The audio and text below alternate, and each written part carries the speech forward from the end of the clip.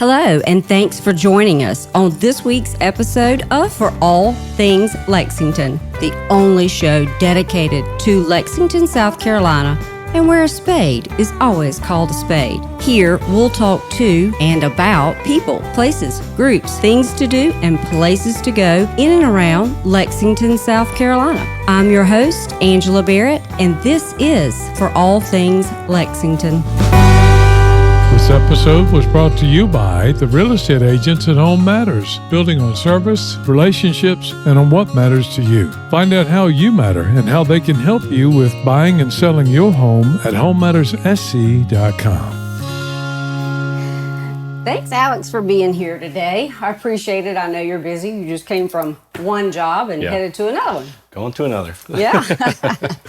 So tell me, Super Soaker Pressure Washing. Mm-hmm. How did you come up with the name?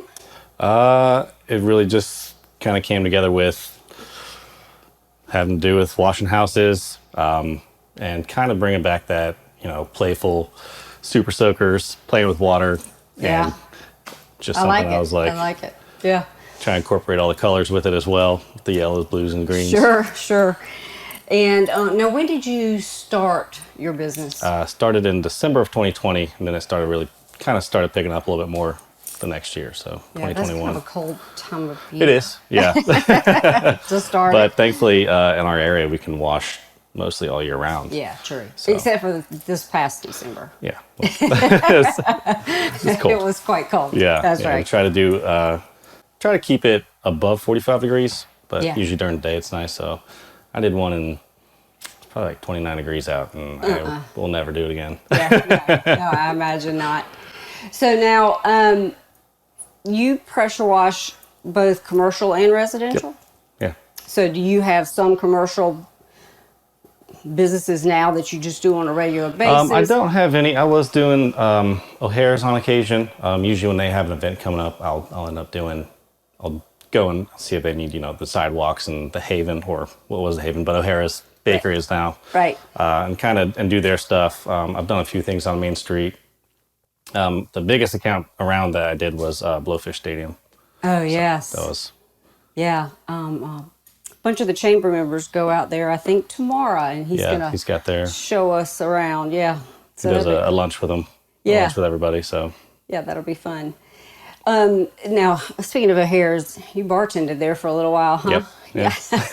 Little moonlight. Yeah, when I first got up here, I was still bartending. I bartended for 10 years at least, Yeah, it's good money. You really can't beat it. Yeah, it's hard to get away from that. It's a hard life. That quick cash flow, That's right. That's right. So tell me the types of services. When I say services, you have different packages, I guess. Yeah. So mainly a house wash, is what we do.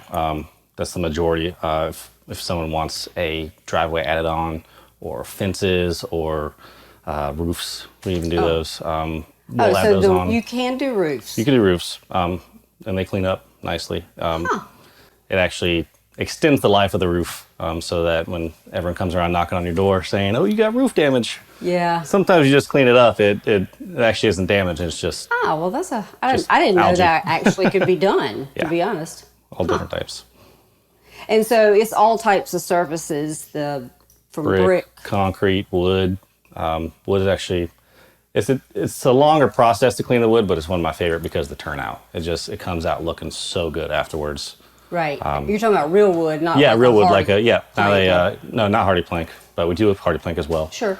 Whatever the surfaces. What about stucco? We can do it. That's usually a soft wash that we do want. You don't really want to use a whole lot of heavy pressure on that, so soft washing as well. Okay. What's the difference in a soft wash and a pressure wash? Soft washing, it actually allows you to apply a higher percentage of chemical if you need it, whatever you're using, soaps and stuff. And then it also is usually under 100 PSI, meaning that you're not really getting a whole lot of pressure on there. It's just really letting the soaps and everything work, so that you're not damaging anything. I gotcha. Where sometimes pressure washing, I've seen some of it where they can take oxidation off siding, and you're like, got to go back and fix that. And you're right. Like, ooh, I don't like the way that looks. Yeah. But we don't get that close. Yeah, that's true. So, you said the biggest job, I guess, was the Blowfish Stadium. That was the biggest one I've had up here. I did a job down at Hilton Head last December. Again, nice weather. So Sure. But, now, do you do in both places? I don't normally. Right. If I have people who are like, hey, can you come wash, and I can get a few things lined up, Right. I'll bring my stuff when I go firefighting down there. Then I'll bring my stuff down. You're from Bluffton. Yeah. Yeah. And you moved here when? Probably about 3 years ago. Truly 3 years ago. Right. I think it was And like what July. brought you here? Girlfriend. Aw. Now, you have 4 kids. Yes. 2 of your own, 2 stepchildren, right? Yes. Yep. And one of your stepdaughters does archery. Yeah, she's with Carolina Springs Elementary, and it's doing really good since she started last year. Has just moved up. Yeah. And then we're actually going to Kentucky this weekend because they have nationals that they qualified for. So Wow. go watch her shoot on the national stage. Yeah. Wow. When you were telling me about that, I had no idea that schools had archery. Yeah. Much less, teams that go to nationals. Right. Yeah. So Now, how did she get started in that? the coach that was at Pillion went over to Carolina Springs Elementary and then asked if she wanted to do a summer camp, like a few days as a little camp that they did. And she liked what she saw there and was like, I'd like you to try out for the team. And Yeah. tried out for the team. And it literally has just been like from where she started to where she's at now. It's just such a huge difference. So, Right. Now, you're also a firefighter. yes. And with Bluffton. With Bluffton, yeah. So I make that every Yeah. third day going back and forth. It's a lot of driving. Yeah. But A lot of windshield time. yes. Now, how long have you been a firefighter? 10 years. And always with Bluffton? Always Bluffton. Yep. And I think I saw somewhere that there was an academy.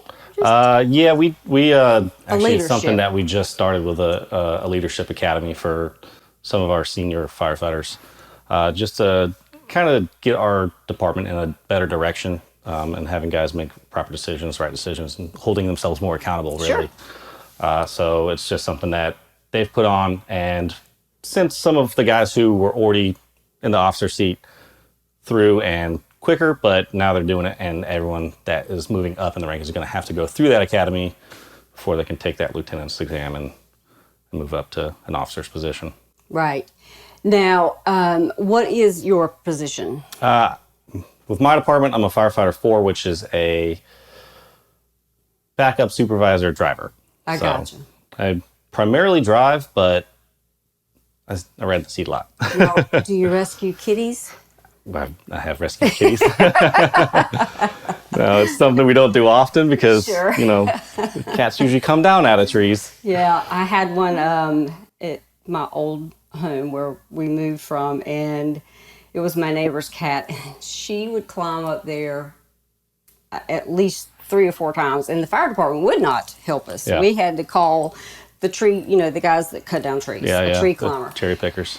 Oh my goodness, he must have come at least 4 or 5 times. She would not come down. She'd get way up there and would not come down. And bless her heart, sometimes she had to spend the night, but made me sad. But she eventually got her down. I've been on one call where we rescued a cat, but they just rescued one from a drain pipe the other day. Oh, I saw that. So that's a big one. Yeah. I also saw where y'all did a local Heroes Day, so the kids were there. And just recently we've been doing a lot more community down there, getting out and about, which is nice. Something that kind of led me from childhood to becoming a firefighter. Sure. Like they were in the schools all the time. So I was like, oh, fireman. Yeah. This is the best. This is what I want to do. Right. Didn't know it until I really got into it. It was like, this is what I want to do. Yeah. But yeah, so it's something that a group down there had put on, and it was about 5 different schools with a few different classes that came through, and fire, police, EMS all set up. We're reading books, putting gear on, letting them go touch a truck, get in the fire truck. Yeah. So, I'm sure that was fun. of course. Now, Cafe Elliott. Explain. The home cafe. The home cafe. The kitchen. Now, is that because you're a good cook? I guess it must be. I really don't come up with the ideas for what we cook. Yeah. It's usually my girlfriend. She's like, I really want to try this. I was like, I've never cooked that. She's like, that's never stopped us before. Okay. Right. So it's whatever she like brings to the table. I'm like, all right. Yeah. I'll try it, And Yeah. so do you do most of the I do most cooking of the cooking at home. And then at the firehouse, I was going to say, yeah. it's a mixture of, we take turns. Now, you probably have to do it in much bigger. Well, I don't know. You have 4 kids. I was going to say, yeah, other than not feeding, 6 grown men at one time, it's still feeding teenagers who also eat like grown men sometimes. Absolutely. Absolutely. Yeah. So what was, you said that she does, I guess, picking out, and you just kind of cook it. Yeah, she'll find some, she'll like, I kind of want this now. It's like, okay. And then she'll find a recipe for it, send it to me. We'll go get everything and I'll try my hand at it. And there's certain things I've gotten better at cooking. I'm like, we'll do this again. I don't have to look at the recipe. And I was like, we'll do that because it's so yummy.